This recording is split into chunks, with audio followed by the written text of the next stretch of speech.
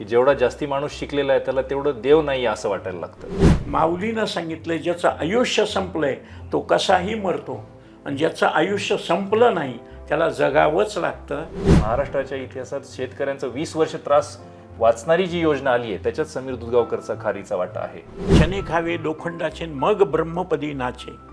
ही कसं आता झालं आपल्या आजकालच्या नवीन पिढीला सोपं झालंय की AI किंवा मशीन लर्निंग हे सगळं समजतं, त्यामुळे अनलिमिटेड कॉम्प्युटेशन्स कॅल्क्युलेशन्स करता येतात असं आता कळायला लागलंय. आज राजकारणी लोक म्हणतात आम्हाला हिंदुत्वाची गरज नाही. आपण एक वक्तृत्व स्पर्धा जी पुढच्या वर्षी ठेवली आहे त्यामध्ये पण मातेचा खूप उल्लेख काढलात महाराज. महिलांबद्दल आपण विषय ठेवलाय की प्रत्येक मातेच्या पुत्राला धोका ठरणाऱ्या इसवी सन 1955 आणि 1983 साली बनवलेल्या पुरुष विरोधी कायद्यांबद्दल सगळ्या मातांचे मौन योग्य की अयोग्य याच्याबद्दल व्हिडिओ मागवतो आपण सगळ्यांकडनं, आणि त्याच्याबद्दल तुम्ही जो योग्य पद्धतीने सगळ्याचा मुद्दे मांडेल तो जिंकेल, जसा वक्तृत्व स्पर्धेला महाराजांनी वेळ दिला